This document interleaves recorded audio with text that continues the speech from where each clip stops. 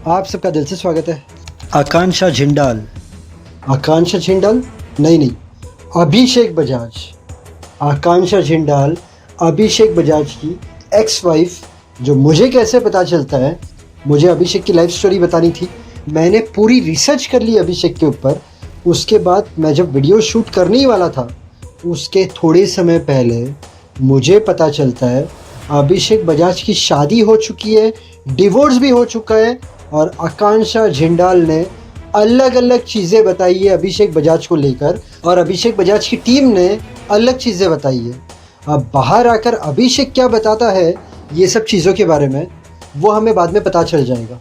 But मैं आपको अभिषेक की लाइफ स्टोरी बताऊँगा, उसके साथ जो आकांक्षा ने एक एक वर्ड बोले हैं वो सब मैं आपको बताऊँगा। पूरी जो मेरी स्टोरी थी ना, वो पूरी अलट पुलट हो गई।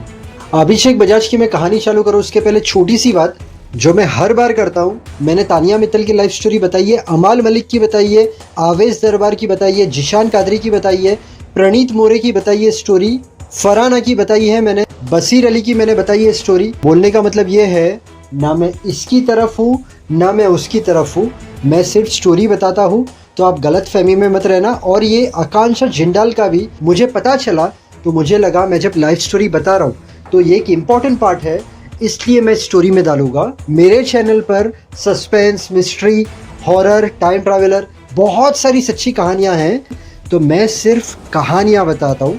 मैं अभिषेक बजाज की स्टोरी चालू करता हूँ। अलग कहानियाँ भाई, इतना भी मिस मत करना।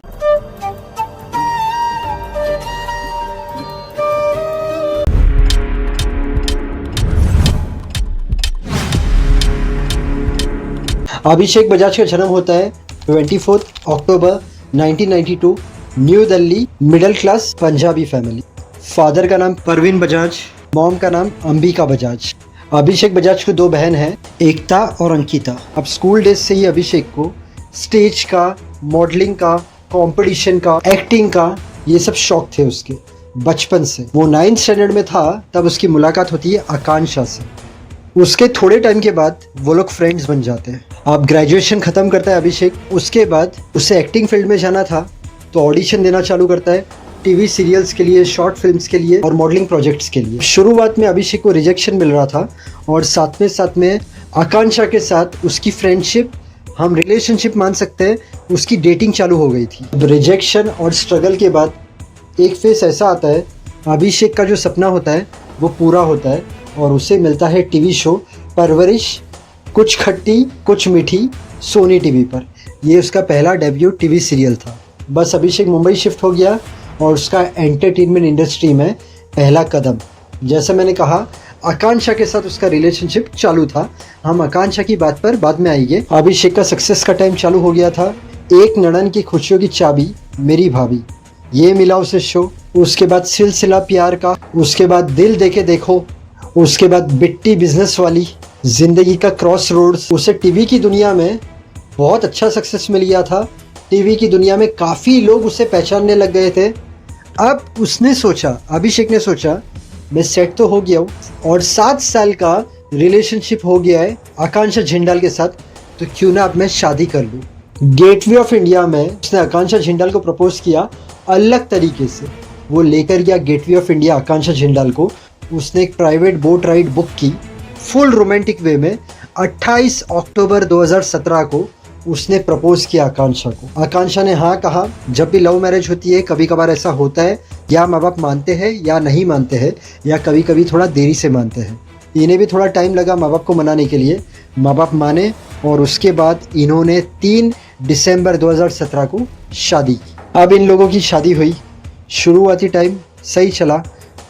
ये जो आकांक्षा जिंदाल है, इसने इंटरव्यू दिया है विकी लालवानी को। उसके अंदर वो कहती है कि अभिषेक का बहुत कंट्रोलिंग नेचर था, वो मेरे ऊपर बहुत कंट्रोल करता था, उसे मेरी एम्बिशन की नहीं पड़ी थी, प्लस वो मुझ पर चिढ़ भी कर रहा था। 2017 में इनकी शादी हुई और 2019 तक पूरी सिचुएशन बिगड़ गई। 7 साल का रिलेशनशिप था। 2019 आते मतलब शादी के 2 साल के बाद दोनों ने सेपरेट होने का तय किया और इनका डिवोर्स हो जाता है 2020 में। देखिए छोटी सी क्लिप। श्योर कि उन्होंने चीट किया?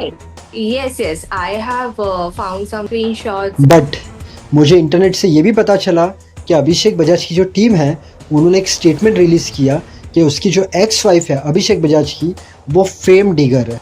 तो अब अभिषेक बाहर आके क्या कहता है, क्या क्या प्रूफ बताता है, वो हमें अभिषेक के बाहर आने के बाद ही पता चलेगा। हम फिर से जंप मारते हैं स्टोरी पर। 2019 में वो लोग अलग हुए। एक जगह अभिषेक का सब सैडनेस वाला माहौल था, कॉन्फ्लिक्ट, सब चीज़ें बिगड़ गई थी और 2019 में ही अभिषेक की मूवी आती है स्टूडेंट ऑफ द ईयर 2। उसने अपने आप को पूरा स्टेबल रखने की ट्राई की। उसके थोड़े समय बाद उसे और एक मूवी मिली, चंडीगढ़ करे आशिकी। इसमें अभिषेक ने नेगेटिव रोल किया था। उसके बाद उसे मिलती है कबाड़ दी कॉइन। अब कहा ना कहा खबरें मार्केट में फैल रही थी, अलग अलग तरीके की खबरें आकांक्षा और अभिषेक को लेके। अभिषेक कैरियर पर तो फोकस कर रहा था, बट कहा ना कहा वो लो फील कर रहा था, प्लस जो उसका कैरियर था उस पर भी थोड़ा इफेक्ट हो रहा था। प्लस अभिषेक को चाहिए था मतलब बहुत अच्छा रोल, बहुत तरक्की, उसके दिमाग के अंदर बहुत सारी चीज़ें चल रही थी। इस बीच उसे मूवी मिलती है बबली बाउंसर, बट उसे जैसी कामयाबी चाहिए थी वो कामयाबी उससे नहीं मिल रही थी। उसने बस अंदर ही अंदर ठान लिया था कि मैं लड़ाई करते रहूँगा, मैं फ्लो के साथ जाता हूँ, मैं काम करते जाता हूँ, जो मेरे दिल के अंदर अलग अलग चीज़ें चल रही है उस पर मैं बहुत ज़्यादा फोकस नहीं करूँगा। मैं फोकस करता हूँ काम और वक्त पर। वक्त आगे चलते जाएगा, मेरे पास काम आते जाएगा, दिमाग से सब चीज़ें निकलते जाएगी और काम से ही सब चीज़ें सही हो पाएगी। अब प्रोजेक्ट इतने नहीं मिल रहे थे जितने मिलने चाहिए थे, तो अभिषेक ने फिर से टर्न मारा टीवी पर। जुबेली टॉकीज, शोहरत, शिद्दत, मोहब्बत, इसमें उसने अयान ग्रोवर का कैरेक्टर प्ले किया है। अलग अलग जगह पर गॉसिप्स चल रही है, ये काम करते जा रहा है। अभिषेक को सिर्फ एक ही चीज़ चाहिए थी, एक बड़ा मौका मेरे हाथ में आए। 2024 में इसे जुबेली टॉकीज मिला और 2025 में इसके हाथ में आ गया बिग बॉस 19। बिग बॉस 19 में उसने एंट्री ली। अब आने वाला वक्त बताएगा कि वो कहाँ तक जाता है, कहाँ तक पहुँचता है। देखो ये जो आकांक्षा, अभिषेक, ये सब बात तो अभिषेक बाहर आएगा। एक साइड की बात सबने सुनी है आकांक्षा जिंदाल की, अभिषेक बाहर आके सब बताएगा। तो अब हम अभिषेक को थोड़ी देर के लिए साइड पे रखते हैं। जब भी मैं बिग बॉस कंटेस्टेंट का वीडियो डालता हूँ तो एंड में मैं कुछ चीज़ें कहता हूँ। तो आज भी मैं एक चीज़ कहूँगा कि लाइफ में है ना, कभी कभी क्या होता है कि हमें जितना चाहिए रहता है ना उतना नहीं मिलता है। मतलब हमें ऐसा रहता है कि यार कोई बहुत अच्छा चांस मिले। मतलब क्या करते रहते हैं हम लाइफ के अंदर, फाइट करते रहते हैं कि यार कुछ अच्छा मौका मिले, क्योंकि हमें पता होता है कि हमारे अंदर इतना टैलेंट है, हम प्रूफ करके दिखाएंगे। बट होता क्या है, जब हमें मौका मिलता है बट इतना बड़ा नहीं होता है, तो हम क्या करते हैं, कभी कभी निराश हो जाते हैं कि यार पता नहीं यार ये मुझे अच्छी चीज़ कब मिलेगी, मेरे साथ अच्छा कब होगा। तो एक बात याद रखना कि ज़िंदगी के अंदर आप ये जो चीज़ें सोचते रहते हो ना अंदर कि यार मैं इतनी मेहनत कर रहा हूँ बट मुझे अच्छा मौका कब मिलेगा, तो तब है ना वो देखते रहता है। वो है ना राइट टाइम पर आपको सब चीज़ें देगा। शर्त सिर्फ इतनी है, आपको पेशेंस रखना है, मेहनत करते जाना है, ना उम्मीद कभी भी मत होना। लाइफ में ना सबकी लाइफ में प्रॉब्लम आते हैं, बहुत ज़्यादा प्रॉब्लम्स आते हैं, बट वो जो प्रॉब्लम आते हैं ना उसमें है ना हम सीखते हैं हर एक प्रॉब्लम से कैसे डील करना। कभी हेल्थ का भी इशू होता है तो हमें पता होता है कि यार हमने हेल्थ को भी लाइट ले लिया, तो हम एक्सरसाइज करने लग जाते हैं, डाइट पर ध्यान रखते हैं। हर एक प्रॉब्लम हमें सिखाती है कि हर एक प्रॉब्लम से कैसे डील करना। तो लाइफ में अगर कुछ प्लस माइनस हो, पेशेंस, थोड़ा टाइम लगेगा बट सब चीज़ें सही होगी। उसकी नज़र है आपके ऊपर, तरक्की ज़रूर मिलेगी, ना उम्मीद प्लीज़ मत होना।